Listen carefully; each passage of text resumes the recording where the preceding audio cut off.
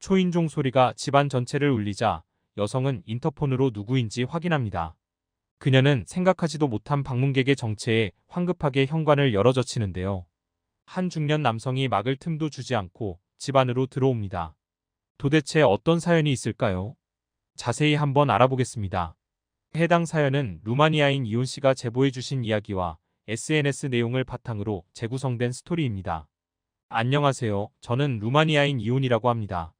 저는 예전부터 남자라면 가족을 지킬 수 있는 명예와 재력을 가지고 있어야 한다고 생각했습니다. 그렇기에 저는 명예와 재력을 한 번에 얻을 수 있는 공무원을 택했죠. 회사원이나 마찬가지이긴 한데 다른 직업보다 딸과 아들을 더 나은 환경에서 키울 수 있었다는 것은 확신합니다. 특히 딸은 바이올린을 하던 아이라서 외국으로 유학을 보내기까지 했습니다. 자신의 꿈을 펼치길 바라는 마음뿐이었죠. 미국으로 유학을 간 딸을 고향에서 응원해줬는데 갑자기 루마니아로 온다고 하더군요. 무슨 일이 생긴 건가 싶어 걱정했더니 만나서 알려주겠다는 말만 했습니다. 저는 긴장된 마음을 주체하지 못했죠.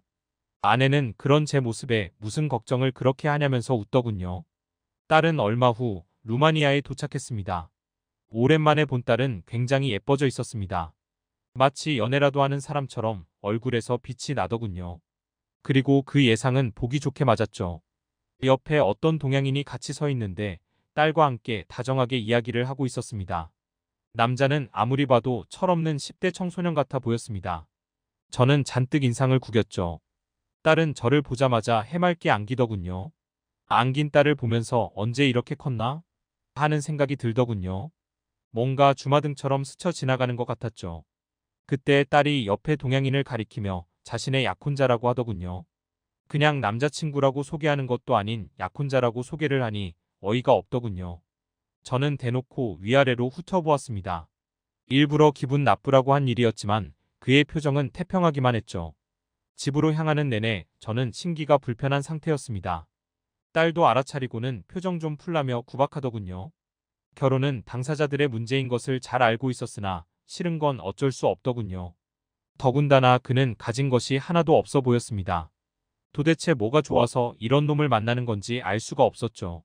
아내도 그 남자가 궁금했는지 집에서 식사하던 자리에서 바로 물어봤습니다. 딸은 학교 가는 길에 푸드트럭에서 군고구마를 팔던 남자를 보게 되었다고 하더군요. 처음에는 별로 관심을 두진 않았다고 합니다. 그러다 사람들이 줄을 서서 먹는 것을 보고 자신도 사 먹었는데 정말 맛있었다는 겁니다. 그 후로 그 길을 지나갈 때마다 사 먹게 되면서 안면을 트게 된 두 사람은 딸의 제안으로 연인이 되었다고 하더군요. 저는 그 말을 듣자마자 말도 안 된다는 생각이 들었죠. 딸이 고작 군고구마 파는 남자와 결혼까지 생각한다니 정말 이제까지 잘못 키웠다는 생각까지 들었거든요.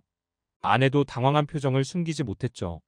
저와 눈이 마주치자 아내는 억지 웃음을 지으며 고개를 끄덕이더군요. 저 남자는 아니라는 것을 동의하는 표시였죠. 저는 아내에게 딸을 몰래 불러 이야기를 해달라고 했죠. 평소라면 무슨 소리냐며 다그쳤을 아내였지만 딸과 둘이 있는 시간을 가지더군요. 남자들끼리 친해지라면서요. 저는 어색하게 딸의 약혼자라는 상호와 같이 있었습니다. 문제는 상호가 루마니어를 하지 못해 어쩔 수 없이 그저 앉아있을 수밖에 없었죠. 저는 TV 앞에 자리를 잡았습니다. 잠시 후 갑자기 큰 소리가 나더니 딸이 성난 얼굴로 방에서 나오더군요. 그러더니 아빠가 시켰냐면서 저에게 소리를 쳤습니다. 그리고는 상호의 손을 잡아 끌고 자신의 인생은 알아서 하겠다며 나가버렸죠. 아내에게 물어보니 헤어지는 것이 맞지 않냐고 이야기를 하자마자 화를 내며 나간 것이라고 하더군요. 후회되는 선택을 하지 않도록 도와주는 것이었는데 잘못된 것 같았죠. 무슨 일이 있더라도 그렇게 딸이 화를 낸 적이 없었는데 홀려도 단단히 홀렸다는 생각이 들더군요. 그날은 딸이 집으로 돌아오지 않았습니다. 딸은 며칠 후 혼자 집으로 왔더군요. 저는 저에게 사과라도 할 줄 알았는데 갑자기 결혼하겠다는 폭탄 발언을 하더군요. 처음부터 결혼한다는 말을 하기 위해 왔던 거라며 제가 허락해주지 않아도 하겠다는 겁니다. 당장 그 남자를 데려오라고 호통쳤으나 딸은 차분하게 이럴 줄 알아서 데려오지 않았다는 겁니다. 그러더니 아내에게 가서 자신에게 거짓말한 거냐고 묻더군요. 무슨 소리인지 추궁하자 아내는 저희 둘을 화해시키려고 제가 미안한 마음을 가지고 있다는 식으로 문자를 보냈다고 하더군요. 저는 전혀 미안한 것이 없다고 단호하게 말했고 딸은 충분히 알아들었다며 집을 나갔습니다. 그런 딸을 향해 지금 나가면 그 남자와 같이 사는 것으로 알 테니 집으로 오지 말라고 했죠. 처음으로 딸에게 그런 으름장을 놨는데 신경도 쓰지 않고 가버리더군요. 정말 그때의 상실감은 이루 말할 수가 없습니다. 그렇게 저는 딸과 연락이 끊겼죠. 그 사이 저는 충격적인 사실을 알게 되었습니다.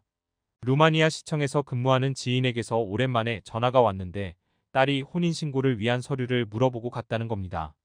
그래도 아직 신고는 하지 않아서 다행이다 싶었는데 아마 한국 대사관에다가도 물어본 것 같다고 하더군요. 그리고 며칠 후 혼인신고를 접수했다는 연락을 받았죠. 저는 정말 세상이 무너지는 것 같았습니다.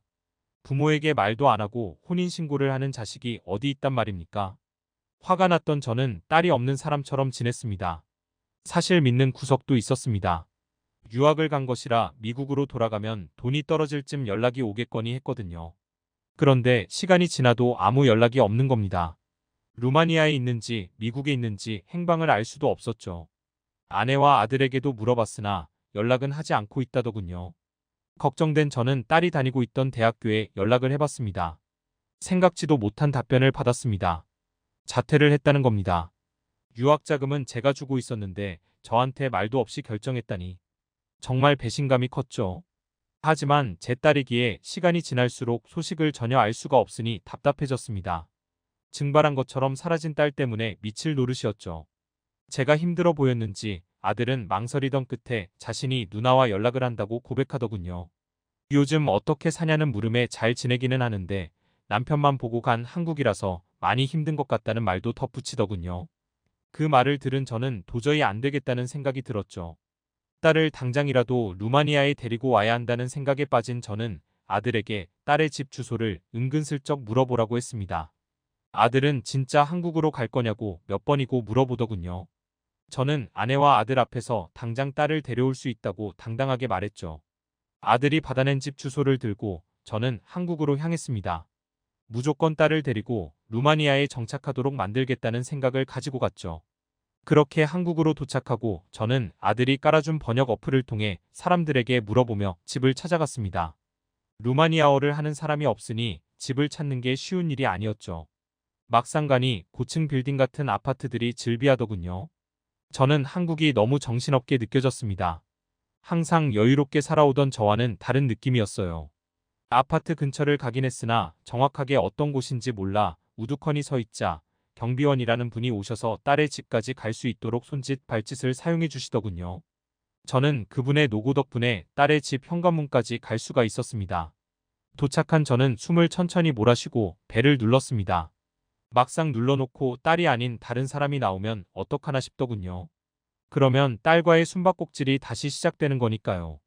집 안에서 뭔가 소리가 나는 듯 하더니 황급하게 문이 열렸습니다. 딸과 눈이 마주치는 순간 정말 온 세상이 멈추는 것 같더군요. 오랜만에 딸을 보니 눈물이 나올 것 같았습니다. 딸은 저에게 어떻게 왔냐고 물었는데 당황스러움과 그리움이 섞인 듯한 묘한 표정이었죠. 저는 말하지 않고 최대한 근엄한 표정을 짓고는 안으로 들어가 버렸습니다. 집안은 생각보다 더 깔끔했습니다. 한편에는 사진들이 많이 놓여 있었는데 한국인과 딸이 웃는 사진이 대부분이었죠. 그런데 그 중에는 루마니아에서 찍었던 가족 사진도 있었습니다. 저와 아내, 딸, 아들이 환하게 웃고 있는 사진이었죠. 제가 그 사진을 뚫어지게 보자 남편이 그 사진도 놓자고 했다며 좋은 사람이라고 하더군요. 소파에 앉아서 집안을 자세히 둘러보았습니다. 커피를 내오겠다는 말에 고개를 끄덕이고는 이제 혼낼 필요도 없는 성인이니 스스로 이야기해 보라고 했죠. 딸은 망설이던 끝에 현재 혼인신고를 마친 상태이며 남편 가족은 자신을 쉽게 받아줬다고 하더군요. 남편의 권유로 남동생에게 연락을 시작한 것이라고 했죠. 아무리 그래도 가족과의 연을 끊고 살면 안 된다고 했다더군요. 저는 상호가 무슨 일을 하는지 물어봤습니다. 사업가라고 간단하게 말하더군요. 상호는 한국에서 자신의 식당이 있던 사람이었는데 실패를 한번 경험해서 자신의 초심을 찾기 위해 미국으로 갔다고 했습니다. 길거리 장사를 위한 푸드트럭을 빌리고 한인 식당에서 고구마를 사서 군고구마 장사를 하며 사업 기초를 다시 다졌다더군요. 지금은 경제 상태가 어떠냐는 말에 보여주겠다며 같이 상호의 식당에 가자고 하더군요. 그는 식당과 디저트 카페를 하고 있었는데 장사가 잘 되는 편인 것 같았습니다. 상권도 좋은 곳에 위치해 사람들이 없을 수가 없는 곳이더군요. 한 달 수입을 듣는 순간 저는 고개를 끄덕였습니다. 저보다 5배가 넘는 돈이 순수익이라더군요. 상호를 너무 쉽게 판단한 것 같다는 생각이 들었습니다. 그렇다고 이미지가 완벽히 긍정적으로 바뀐 건 아니었죠. 그저 제 딸을 지킬 정도는 된 것 같아 인정했던 것뿐이죠. 식당에 들어가자 계산대에 상호가 서 있었습니다. 그는 저를 보고 놀라더니 루마니아어로 인사도 하고 간단한 말도 걸더군요. 놀라며 딸을 보니 상호가 언젠가 저를 볼 날을 대비해 루마니아어를 딸에게 배우고 있었다고 했습니다. 노력이 눈에 보이니 상호에 대해 다시 생각해보게 되었죠. 저는 아무 이유 없이 상호를 가족으로 받아들이고 있지 않은 것 같더군요. 그날 저녁 저는 상호와 딸 셋이서 밀린 이야기를 나눴습니다. 상호는 그동안 딸을 달래며 가족들과 멀어지지 않게 하려고 노력했더군요. 혼인신고도 모두가 인정하면 하자고 했지만 딸이 막무가내로 한 거였고요. 그러고 보면 그런 단호한 성격은 저를 닮았던 모양입니다. 저는 이야기를 하는 내내 둘이 얼마나 서로를 생각하는지 보게 되었고 사위로 인정하게 되었죠. 떵떵거린 것이 민망할 정도로 저는 태도가 돌변한 채 루마니아로 돌아갔습니다. 지금은 딸이 임신하게 되어 매일 연락하는 사이가 되었죠. 아내는 상호를 볼 때마다 저를 바꾼 매력적인 한국인이라며 웃을 때가 많답니다. 지금까지 이혼 씨가 보내주신 사연에 대해 소개해드렸는데요. 어떻게 보셨나요? 클립 뉴스에서는 여러분의 사연을 기다리고 있으니 소개해주고 싶은 사연이 있으시면 언제든 제보 바랍니다.